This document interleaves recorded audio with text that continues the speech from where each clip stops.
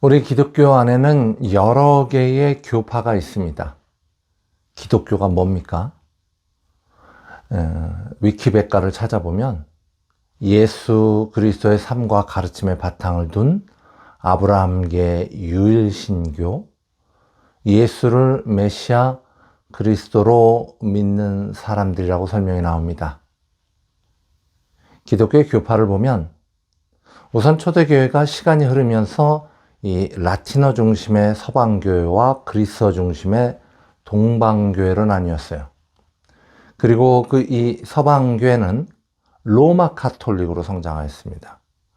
우리가 흔히 이야기하는 이 카톨릭 교회는 바로 이 로만 카톨릭을 이야기하는 거죠. 뿌리가 거기에 있습니다. 종교뿐만 아니라 정치적으로도 큰 힘을 가졌던 카톨릭은 그러나 시간이 흐르면서 타락했고, 여기에 반발한 종교개혁자들이 성경으로 돌아가자라는 기치를 들고 종교개혁을 일으켰습니다. 이것이 우리가 몸담고 있는 개신교회의 시작입니다. 개신교회의 대표적인 교단은 여러분이 잘 아시는 것처럼 장로교, 감리교, 침례교, 또 영국 성공회, 오순절, 그러니까 우리가 순복음으로 많이 알려져 있죠. 그리고 성결교, 여기 미국에는 루터교도 제법 있습니다. 저는 아주 어려서 서울 왕십리라는 동네에 살았는데 거기서 교회를 다녔어요. 그때는 그 교회가 교파가 뭐였는지도 모르고 다녔습니다. 그때 조금 커서는 어머니를 따라서 여의도 순복음교회를 다녔고요. 고등학생이 돼서는 광화문에 있는 세문안교회를 다녔습니다. 이 한국의 대표적인 장로교회죠. 그다음 미국에 와서는 PCUSA 미국 장로교회를 시작으로 잠시 감리교회를 거쳐서 다시 한인예수교 장로회 KAPC 교단에서 목회를 했습니다.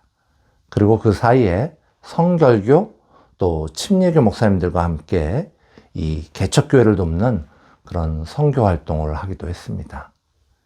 본의 아니게 여러 교단들을 두루두루 이해할 수 있는 기회를 가진 거죠. 이런 여러 교단을 돌아보면서 제가 느낀 것은 성경에 대한 이해, 하나님을 섬기는 표현의 방식은 약간씩 다르지만 그러나 하나이구나. 너희는 그리스도 예수 안에서 하나이니라 라는 말씀처럼 다르긴 해도 하나라는 것은 말씀의 기초 위에서 같은 테두리 안에 서 있다는 것을 쉽게 이해할 수 있었습니다. 하지만 여러분, 이 세상에는 분명히 이 하나의 범주 안에, 하나의 테두리 안에 놓을 수 없는 그런 이단들이 존재합니다. 지난주에 이용표 목사님께서 전하신 말씀을 들으시면서 우리가 믿는 하나님이 말씀에서 알려주신 하나님이 아닌 자신이 만들어낸 하나님일 수도 있다는 그런 놀라운 경고의 말씀을 나눴습니다. 그렇다면 우리는 한 번쯤 내가 서 있는 위치가 온전한 말씀에 기초한 하나라는 단어가 유효한 그런 위치인가에 대한 검토가 필요하지 않을까요? 그래서 오늘 저는 몇몇 대표적인 이단들의 주장에 대해서 잠시 함께 살펴보는 그런 시간을 가질까 합니다. 많이 알려진 여호와의 증인들은 성경을 그저 좋은 책으로만 보고 삼위일체를 믿지 못하며 성령을 그저 하나님의 능력으로만 보고 지옥은 없으며 지상이 천국이라고 하며 예수의 재림, 새 하늘과 새 땅이 오는 것을 부정합니다. 예수님의 재림이 이미 이루어졌다고 말합니다. 이 모든 내용들은 성경 구절로 부정되어집니다. 안식교는 예수님도 죄인이었다고 주장하며 지옥도 형벌도 없고 불신자는 그냥 죽으면 아예 사라져버린다고 주장하며 토요일을 안식일로 지켜야 구원을 얻으며 율법은 구원을 받는 조건이라고 주장합니다. 이 모든 내용들은 성경으로 부정됩니다. 몰몬교는 하나님도 예수도 본래 인간이었다고 주장하며 지옥과 형벌은 없고 사람도 신이 될 수 있으며 죽은 자를 위해 세례를 베풀면 구원에 효과가 있다고 합니다. 이 모든 내용들은 성경으로 부정됩니다. 뉴 에이지 운동은 천국은 인간이 만드는 것이며 하나님은 인간일 뿐이고 온 세상의 모든 종교에는 구원이 있고 인간이 하나님처럼 될 수 있다고 말합니다. 이 모든 내용은 성경으로 부정되어집니다. 통일교는 창조에 반드시 음과 양이 존재하며 천사와 인간이 간음을 해서 타락하였고 예수님의 십자가 달리심은 그저 영적인 구원에만 머물고 문선명이 육적 구원을 이룬다고 주장하며 바로 이 문선명이 재림주라고 합니다. 이건 성경을 기초로 검토할 필요조차도 못 느낄 정도로 유치합니다. 구원파는 하나님이 다 하시는데 기도는 뭐 하려고 하냐고 주장하며 한 번 회개하면 두 번 다시 회개할 필요가 없다고 주장하고 믿은 후에 내가 죄인이라고 고백하면 오히려 지옥을 가며 율법의 가치를 완전히 부정하여 방종한 삶을 부추기고 모든 구속으로부터의 해방을 주장합니다. 이 모든 주장은 성경으로 부정되어집니다. 신천지는 이만희만 성경을 풀 수 있다고 주장하며 이만희를 성령으로 보며 그리스도의 육체적인 부활을 부정하고 신천지 교인만 구원받는다고 주장하며 몸의 부활을 부정합니다. 이 모든 내용 또한 성경으로 부정되어집니다. 사랑하는 성도 여러분, 우리 좋은 친구 교회는 이들과 하나가 아닙니다. 살아계신 생명의 말씀 성경을 통하여 하나됨의 경계를 구분하시는 은혜가 여러분들 가운데 차고 넘치시기를 소망합니다. 성경을 잘 보시고 잘 배우셔서 잘 아셔야 합니다. 갈라디아 3장 28절의 말씀입니다. 너희는 유대인이나 헬라인이나 종이나 자유인이나 남자나 여자나 다 그리스도 예수 안에서 하나이니라. 자, 이 말씀은 무슨 말씀일까요? 너희가 성도면 이단이건 뭐건 상관없이 다 하나가 되어라 라는 말씀일까요? 저와 함께 목회하시는 우리 이동현 목사님은 하나교회라는 이름으로 유튜브 채널을 운영하십니다. 교회 이름을 하나라고 하실 만큼 이 하나됨의 의미를 각별하게 생각하시는 것이겠죠. 요즘은 이동현 목사님과 우리 그레이스 사모님의 그 유튜브를 통해서 저희 좋은 친구 교회 예배에 참여하시는 분이 더욱 늘어나고 있는데요. 참 감사하고 참 기쁜 일이죠. 그러나 제가 사실 죄송하게도 이 목사님과 사모님의 유튜브 채널을 자주 보지는 못합니다. 그래서 그 안에서 다뤄진 내용이 무엇인지 솔직히 자세히 모릅니다. 하지만 3년이라는 시간 동안 함께 목회를 이어온 제가 아는 이동현 목사님은 이분이 주장하시는 하나라는 단어의 명제는 이단이건 뭐건 무조건 하나라는 주장이 아닐 것이라는 것에 대해서는 100% 확신을 하고 있습니다. 하나라는 단어의 온전한 이해를 위해 우리는 그리스도 예수 안에서라는 전제 문장에 주목하여야 하는 것입니다. 하나는 하나이되 예수 안에서 하나라는 것이죠. 저희 좋은 친구 교회는 4명의 목사님이 계시고 모두가 좋은 친구 교회의 담임 목사님이십니다. 위아래가 없습니다. 저희는 부목사가 없습니다. 또한 저희 교회에서는 이 성도님들의 직분을 부르기도 하지만 많은 경우 그저 형제님, 자매님, 그리고 성도님이라고 부릅니다. 왜 이렇게 하는 걸까요? 세상의 구조는 위와 아래가 있고 힘이 있는 자가 보통은 위에서 군림하며 힘이 없는 자는 보통 아래에서 짓눌리며 살아가지 않습니까? 보이는 갑을관계, 보이지 않는 갑을관계가 넘쳐나고 더욱이 육체적으로 장애를 가진 분들은 자연스럽게 차별을 당하는 게 세상의 모습인데 그걸 또 교회 안으로 끌고 들어와서야 되겠습니까?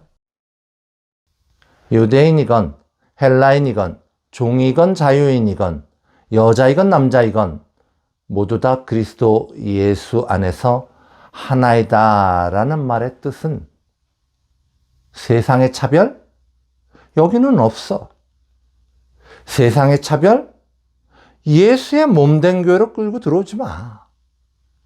세상에서 당신이 무엇이든 간에 예수의 몸된 교회 안에서 우리는 모두 같은 자리, 같은 위치, 같은 소망, 같은 생명을 가진 하나님의 자녀라는 것 아니겠습니까? 이것이 바울 선생이 말한 하나입니다. 이것이 좋은 친구 교회의 하나입니다. 그리고 이것이 교회를 예수의 지체로 이해하는 사람들의 온전한 하나에 대한 이해일 것입니다. 자, 그런데 이처럼 세상에는 없는 하나됨을 우리는 어떻게 이뤄낼 수 있겠습니까?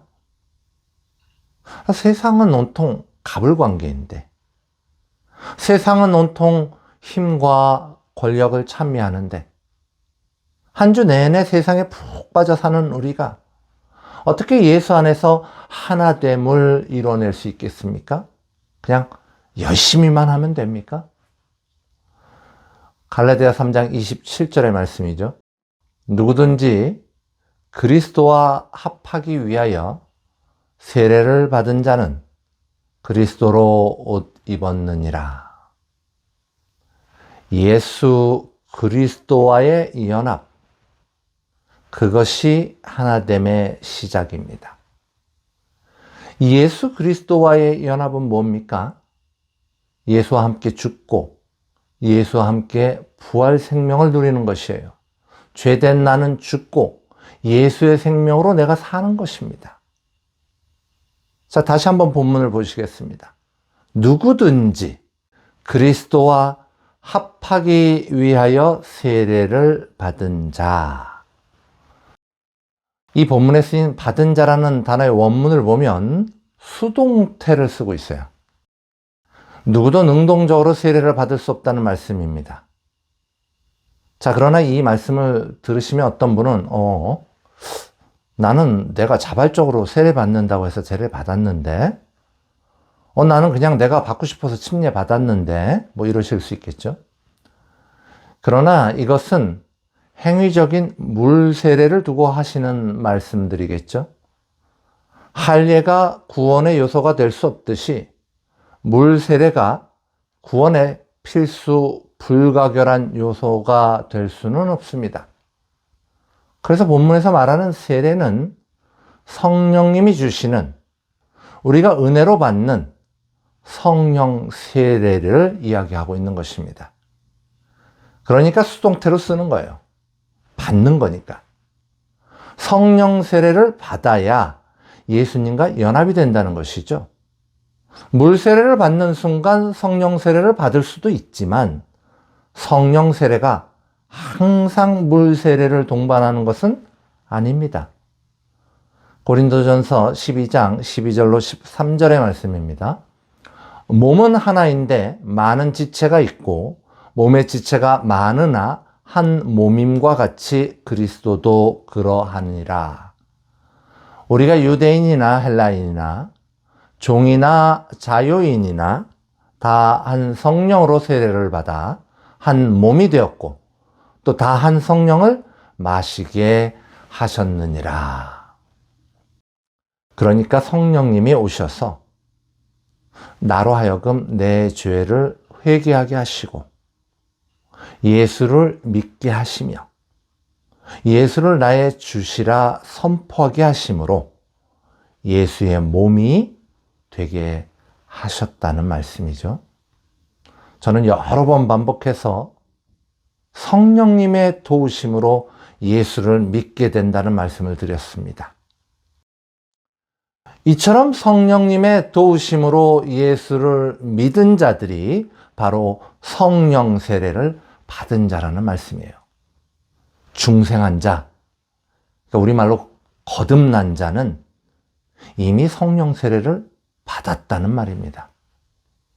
이처럼 성령 세례를 받아서 거듭난 자는 고린도전서 12장 25절에 26절의 말씀, 몸 가운데서 분쟁이 없고 오직 여러 지체가 서로 같이 돌보게 하셨느니라. 만일 한 지체가 고통을 받으면 모든 지체가 함께 고통을 받고 한 지체가 영광을 얻으면 모든 지체가 함께 즐거워하느니라 라는 말씀처럼 하나됨의 기적은 사람의 힘과 열심을 이루어내는 것이 아니라 성령 세례를 통하여 이루어진다는 거예요. 거듭났으니까. 그래서 교회가 하나 된다는 것은 성령 세례가 필요하다는 거죠. 성령 세례 뒤에는 온전한 변화가 있다는 거예요. 그렇죠. 거듭났는데 변화가 없다는 게 말이 안 되는 거죠. 이것이 일반적으로 성경을 매우 엄격하게 적용하는 개혁주의 신학, 좀 더 쉽게 말하면 많은 장로교회들에서 주장하는 입장입니다. 저 또한 개혁주의 신학적인 입장이어서 이 성령 세례를 거듭남으로 이해합니다. 그런데 사실 이 세상에서 우리가 성도로 하는 사람들을 보다 보면 도무지 성도답지 못한 거예요. 예수를 믿는다고 하는데 도무지 거듭난 사람답지 않은 거예요. 교회는 늘 분쟁에 휩싸여 있고 사람들 늘 다투며 잘난 척하고 교회 안에서도 뽐냄과 무시가 만연하고 함께 아파하고 함께 기뻐하는 사랑을 찾아볼 수가 없는 거예요.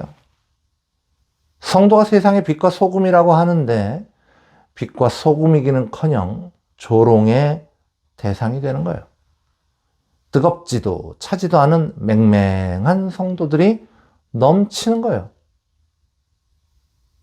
이런 문제는 비단 오늘날의 교회만의 문제는 아니었습니다.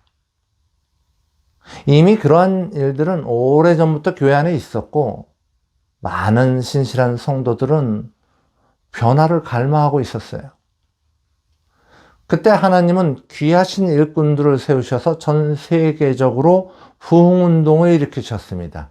1900년대 초기의 일입니다. 그리고 그 안에는 성령의 불같은 능력이 있었습니다. 우리에게는 순복음으로 알려진 이 오순절 계통의 교단들이 그 대표 주자였어요. 성령 대부흥운동을 통해 이 교단들이 생겨났죠. 이분들은 이 말씀에 주목했습니다. 사도행전 1장 4절에서 5절의 말씀입니다. 사도와 함께 모이사 그들에게 분부하여 이르시되 예루살렘을 떠나지 말고 내게서 들은 바 아버지께서 약속하신 것을 기다리라. 요한은 물로 세례를 베풀었으나 너희는 몇 날이 못되어 성령으로 세례를 받으리라 하셨느니라. 그리고 무슨 일이 일어나죠? 실제로 성령이 불같이 임합니다. 사도행전 2장 1절로 4절의 말씀입니다. 오순절 날이 이미 이름에 그들이 다 같이 한 곳에 모였더니 호련히 하늘로부터 급하고 강한 바람 같은 소리가 있어 그들이 앉은 온 집에 가득하며 마치 불의 혀처럼 갈라지는 것들이 그들에게 보여 각 사람 위에 하나씩 임하여 있더니 그들이 다 성령의 충만함을 받고 성령이 말하게 하심을 따라 다른 언어들로 말하기를 시작하니라. 자, 이 말씀들을 어떻게 이해할 수 있습니까? 성령 세례를 주시겠다는 약속을 붙잡고 성도가 함께 모여서 마음을 같여 기도에 힘쓰던 그 사람들이 이 오순절 날이 되자 불같은 성령의 충만함을 받고 방언하며 성령의 능력에 힘입어 하나님의 일을 한다는 겁니다. 그래서 이 초자연적인 성령 충만함의 시작점을 성령 세례로 보는 거예요. 이것이 오순절 교당 교회들의 주장입니다. 여러분은 어떻게 생각하십니까? 이 주장이 매우 비성경적으로 보이십니까? 오순절 교단은 비성경적입니까?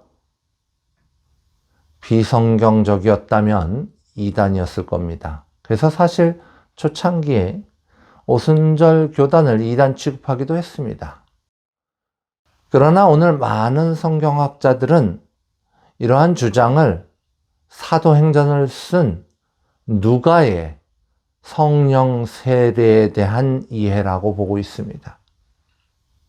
사도 바울은 거듭남, 중생을 성령 세례로, 누가는 성령 충만의 그 시작점을 성령 세례로 보았다는 겁니다. 그러나 바울의 주장과 누가의 주장, 장로교의 주장과 오순절 교단의 주장은 함께할 수 없는 완벽하게 이질적인 주장입니까? 누가의 주장은 하나라는 바운더리를 벗어나는 이단적인 주장입니까? 오늘 설교 초반에 말씀드린 이단들과 같이 성경적으로는 도대체 지지를 받을 수 없는 이단의 가르침입니까? 이단인지 아닌지의 기준은 그 주장이 성경에 기초하였는지 아닌지에 따라 나누어집니다. 그리고 그 성경은 분명히 하나님의 말씀, 정경으로 인정된 우리가 보는 바로 그 성경을 말합니다. 사도 바울과 누가는 예수님의 가르침을 토시 하나 틀리지 않게 똑같이 이해해야만 했을까요? 바울과 누가 중에 하나는 틀림없이 이단이었을까요? 그럴 리가 없습니다. 성경에는 수없이 많은 단어들이 있습니다. 그리고 그 중에 어떤 단어들은 상황에 따라, 저자에 따라, 심지어 같은 단어라 하더라도 다른 뜻을 전달할 때가 많이 있습니다. 그러기에 우리는 성경을 볼 때 맹목적으로 문자 자체에만 집착할 것이 아니라 이 성경이 지금 나에게 무엇을 이야기하고 있는가 하는 것을, 나에게 주시고자 하는 내용은 무엇인가에 대한 것을 주의 깊게 살펴봐야 하는 것입니다. 성령 세례의 시점을 중생으로 보느냐, 중생 이후 성령 충만의 시작점으로 보느냐의 차이에 집중하지 마시고요. 성령이 아니고는 참 거듭남이 있을 수 없다. 참 거듭난 자에게 성령의 역사와 성령으로 인해 누리는 말할 수 없는 기쁨과 능력이 나타나지 않을 수 없다. 성령 세례를 기다리라는 예수님의 말씀을 믿고 기도에 힘쓰던 믿음의 사람들이 성령 충만함과 능력을 받았다. 성령의 힘을 통하여 세상 것과는 비교할 수 없는 기쁨을 가졌다. 하나님은 복음의 전파를 위하여 성령의 능력을 부어 주신다.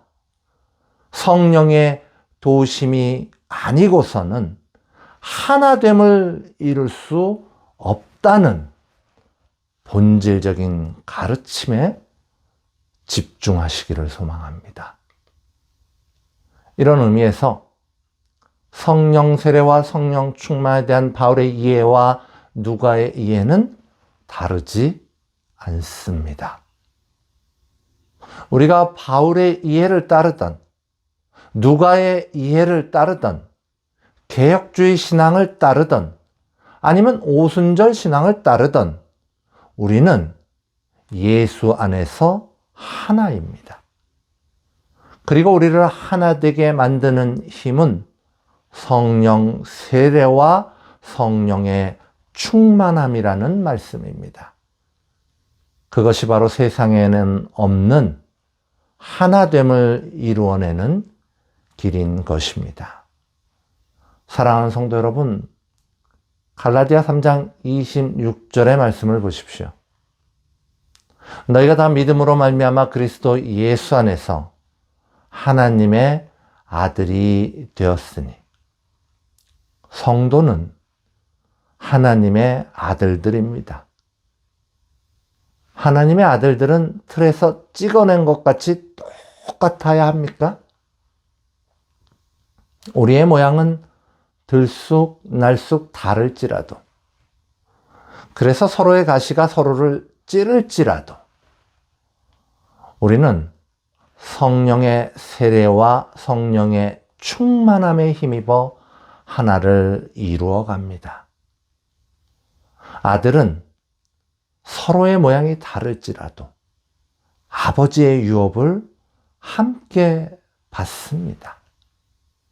나 혼자가 아니라 우리 모두가 그리스도의 것이면 곧 아브라함의 자손이요 약속대로 유업을 이을 형제 자매임을 잊지 마시기 바랍니다.